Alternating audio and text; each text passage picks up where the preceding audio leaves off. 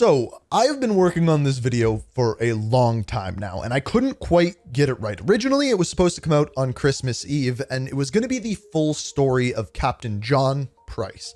However, as I made that video, it wasn't really showing the correct part of the story that I wanted to show. And what I mean by that is if we go back and look at the original Captain Price in Modern Warfare 2019, the beginning of the new trilogy, by the end of that game, we see Captain Price in a lit up room sitting alongside Kate Laswell talking about the future of what he calls Task Force 141. A bright future, a bright room. But by the end of the trilogy, Modern Warfare 3, the game that came out this year, we see a completely different Captain Price, one who is in darkness, alone, and setting out on a path not with the task force, but a path completely by himself. And that is the Captain Price story that I wanted to dive into in a video. I think you guys are really gonna like this one. And of course, if you do like these story videos, it's always appreciated if you hit that like button and subscribe. But if you do enjoy these story videos, I'm actually going to be starting something on Ink Plays, which was originally going to be a Let's Play channel, but I'm going to take these kind of story videos that I do for Call of Duty and branch them out to other video games. And I started that today. They're going to come out every single Friday. And the one that we looked at today was the ending explained for Alan Wake 2, one of the most confusing video games that I have ever played, but an amazing story nonetheless. So if you like these kind of story videos and want to see them in other video games as well, click that link down below. It'll take you to the video. It'll take you to the second channel. And I hope you guys enjoy these type of videos with other video games as well. But as far as this video, we are going to be diving into Captain Price's descent into darkness. But first, let me tell you about today's video sponsor. Today's video is sponsored by Prize Picks. If you don't know what Prize Picks is, it is the largest daily fantasy sports platform in North America. And unlike other fantasy sports platforms, you're not playing against other people. It's simply you against the numbers. You simply find a sport that you want to play with, and then you pick 2 to 6 different players, and it's you against their stats. You choose essentially more or less. And I've had times where I've won 25 times my money. My personal favorite thing with Prize Picks is it's not just the big sports like NFL, NHL, NBA. There's also other things, including esports. And in fact, you can even play with Call of Duty esports, picking higher or lower on your favorite Call of Duty player's stats. So it's a ton of fun, and they are running a promotion right now. If you go to prizepicks.com/Inkslasher and use code Inkslasher, they're actually going to match your first deposit up to $100. So check them out down below, and thank you Prize Picks for sponsoring the video. John. Laswell. Where are you? Occupied. I've got a problem. Russians? Word travels fast. Chemical weapons have fallen into terrorist hands. They could be anywhere. Paris, New York. London. When can you brief? We just did. Captain John Price was introduced in Modern Warfare 2019, well, in the original Modern Warfare trilogy, but reintroduced in Modern Warfare 2019. And we're not going to go in depth with every detail of his story, just kind of looking at the broad strokes. And as far as Modern Warfare 2019 went, there was 2 main things that you needed to know about Captain Price. Number 1 is he was a leader. Not just a leader though, a mentor to other people throughout the game, to Farah Karim, and one specifically being Kyle Gaz Garrick, taking him from the very beginning in London, the mission that we just heard him talking about, and taking him on to his own task force and under his wing. From here, he is taught the ways of Captain Price, being a fearless leader, doing always the right thing, and not just that, but on top of it, following orders, but not quite to a T. Boss, what the hell are we doing here? We're cleaning up a mess. With women and children. They were leveraged. They were hostages. When you take the gloves off, you get blood on your hands, Kyle. That's how it works. Where do we draw the line, sir? You draw the line wherever you need it, Sergeant. At the end of the day, someone has to make the enemy scared of the dark. We get dirty, and the world stays clean. That's the mission. The key line there being we get dirty so the world stays clean. So yes, Captain Price does follow orders, most of the time to a T, but where he needs to get dirty, he does so that the rest of the world can stay clean. And throughout this, that is what we're going to see change. Not necessarily the orders that he's given or what he is doing, but rather his mentality on how to keep the world clean and what it does to him as a character. Now, as we see by the end of the game, in the kind of post-credits scene, Captain Price is sitting in a room with Kate Laswell. And as he does, there's a couple things I want you to note. The tone of the conversation. It's one that's rather positive, seemingly in a room that is lit up bright and vibrant, representing a big and vibrant future for not just Captain Price, but Task Force 141 as well. He's learning to work with other soldiers and create a group that he feels that he can lead to once again help that world stay clean. And that is, of course, the 141. Who's your crew? Sergeant Garrick. Kyle?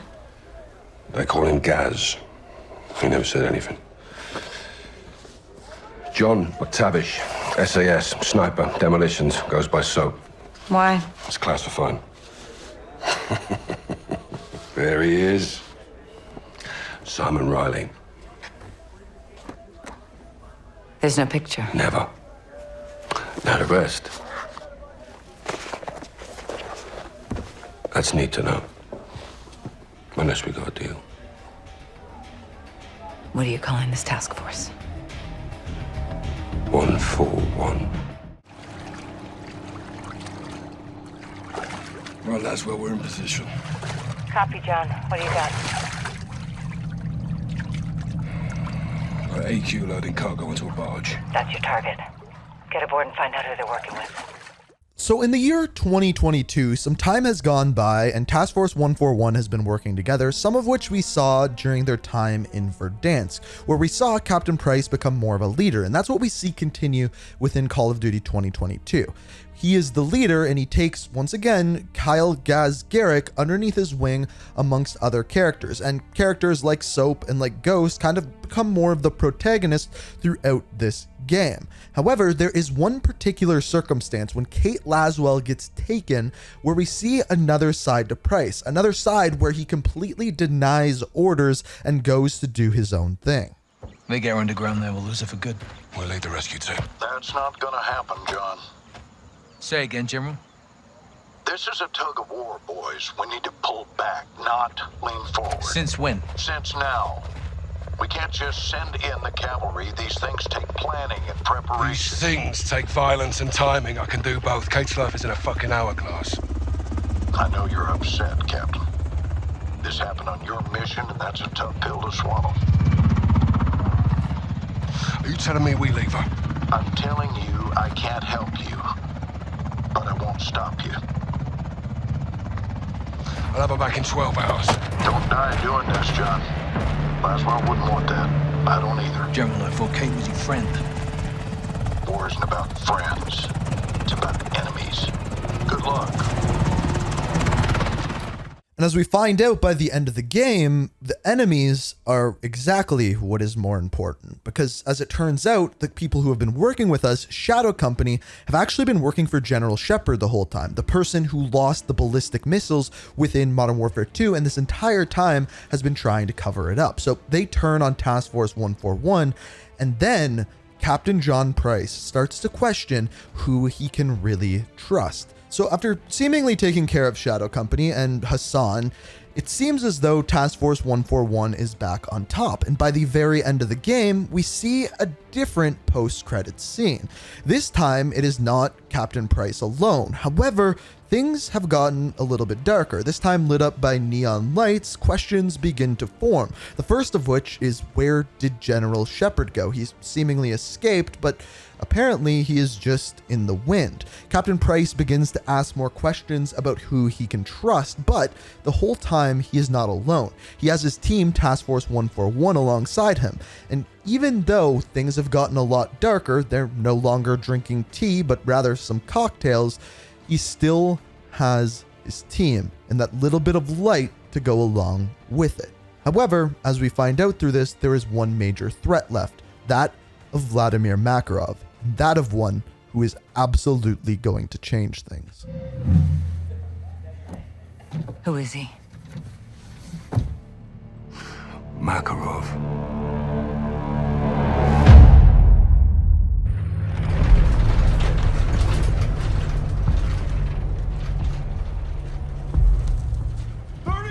Watcher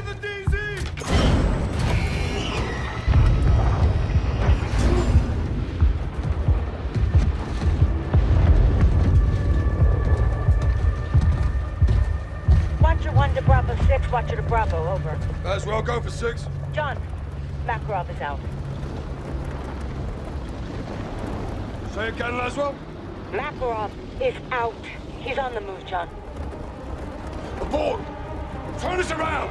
Turn us around now!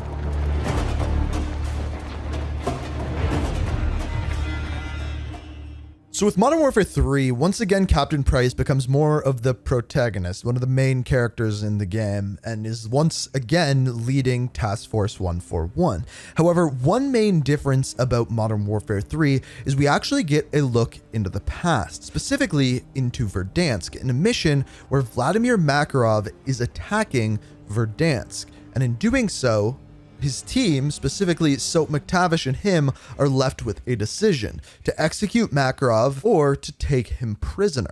Herschel. So you know names. Anyone could read a bloody dossier. What's the rest of your plan? This. What do you mean, this? Amazing. You're all dumber than you look. I asked you a question. And I have a question for you. What time is it? What the hell do you care what time it is? Timing is everything, General. I think we'll all remember this moment. Some more fondly than others.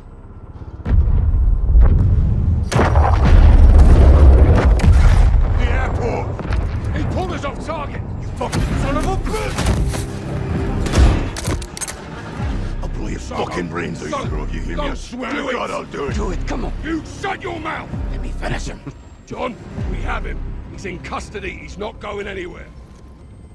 Stand down, Sergeant.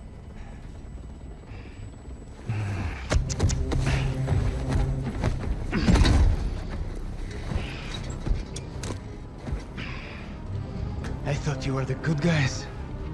You gonna rot in hell for this. You'll die in the gulag with the rest of the Russian rats. I'll be seeing you again, McTavish. So as we saw at the beginning, when Makarov returned, Captain Price really panicked. He knew what Makarov was capable of. He knew the destruction that was going to be caused by him. Yet, he had the option to stop him years and years earlier. But not just that, we see the return of another character who betrayed him once again, that of General Shepard. A character who caused destruction across the world, who turned on him, who cannot be trusted whatsoever. And yes, he believed in himself. He believed that the right thing for him to do was take Makarov captive. However, by the end of the game, it wouldn't just be the world that would be destroyed by Makarov. It would be Captain Price himself through his close friend. Red wire. Got it.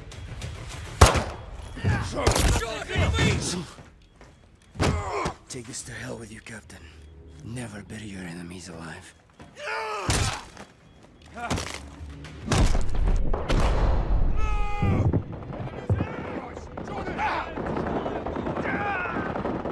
And as we are going to see, this is going to be the event that plunges Captain Price into darkness, because those words that Makarov said, never bury your enemies alive, Captain Price takes to heart. Because if he just would have let Soap McTavish shoot Makarov, Soap would still be alive. Now, this is the part that's a little bit more difficult to understand, because Captain Price made a deal with General Shepard that he would tell the truth to Congress, and then Captain Price would save him, essentially. And that is what General Shepard does, to an extent. And to that point, that is what we saw Captain Price do. He would make deals for the greater good. But after the death of Soap, his morals have now changed. And as we mentioned, the one true compass who Captain Price follows are his own morals. And now that they have been shifted by Vladimir Makarov, we once again get another post-credit scene. This time, Captain Price is not in the light, he is in the dark. He is completely alone, not with Task Force 141, and this time, his motives have changed. He has decided to never bury an enemy alive.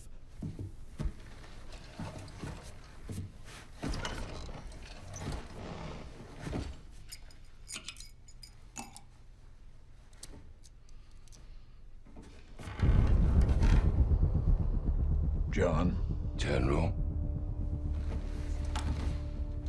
how did you get in here? Mutual friend. Laswell.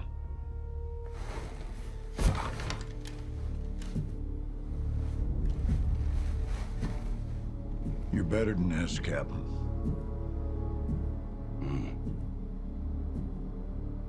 We both will. This job is about making sacrifices for the greater good. Agreed. You got a body count of your own, John. It'll come back to haunt you. Oh, I am not gonna beg for my life. Not from you or anybody else, Captain. Wouldn't do you any good.